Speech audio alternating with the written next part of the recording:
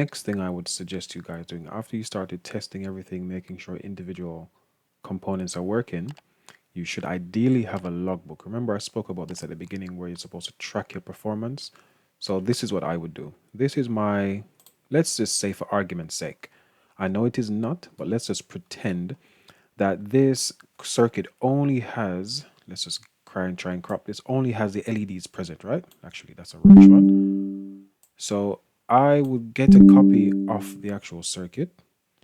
I would put it here and I would say what. So log 01 is going to be what are you doing?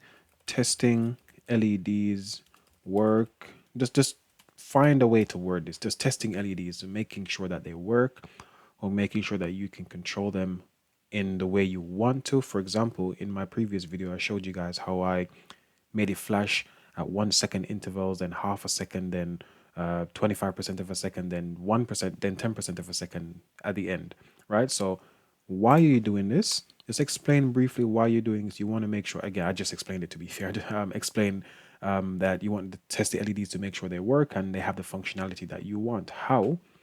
I would do a circuit diagram and I would do the Python code as well. So for me, test LED test, I would copy this and I would simply put this in my document. You don't really have to explain much here because the circuit diagram shows you how it's connected. The what, say what are you actually doing testing LEDs, the why, because you want it to work, blah, blah, blah, blah, blah, and the how is going to be circuit diagram, which is the Fritzing diagram here, and your code. And this is how I would build up my log.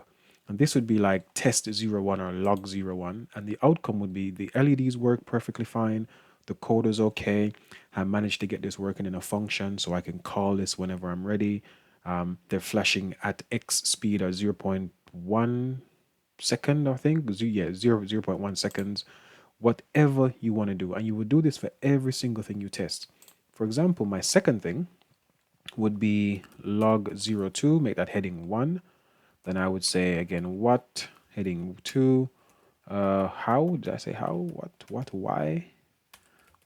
why, and I would do how again, and this would be the buzzer. So let's take a screenshot of the buzzer stuff. Let's just grab this section down here. Now again, ideally you're supposed to build up your circuit a section at a time. I did one big video that did everything at once. You're supposed to do LEDs only, then take a screenshot.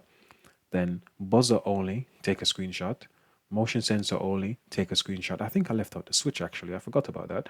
Switch only, take a screenshot. It's not entirely necessary to do it like that, but that's the way I recommend you do it. So again, what? Testing the buzzer. Why? This is going to be a part of my system. I want to make sure it's connected okay. I want to make sure it works properly. I want to make sure that I can control this component from the code as I expected. And that's it. And again, you paste the code underneath here. Then you just keep doing this for every single test you do. If you test something and it doesn't work, say it in the test. Everything doesn't have to work. That's perfect. If it actually doesn't work, that's actually a good thing.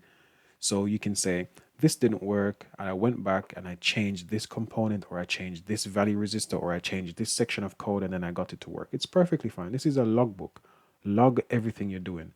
I would keep a document like this separate from the other one so that when you come to, I think it was D2 or D3, where it asks you how you did all these things, how you managed your time, how you checked on progress, this is how you checked on progress. You did a section at a time, you kept your logbook, and maybe as well what I can put in here is how long it took. So what, why, how, and time taken. And this way you can then link it back to your Gantt chart that you're going to create at the end that said, well, the time plan or the actual timing. And you can say it was supposed to take me 1 hour. However, because it's the first time I had to do some more research, I did some more reading and watched a few videos, it took me 2 hours instead. Build up your logbook.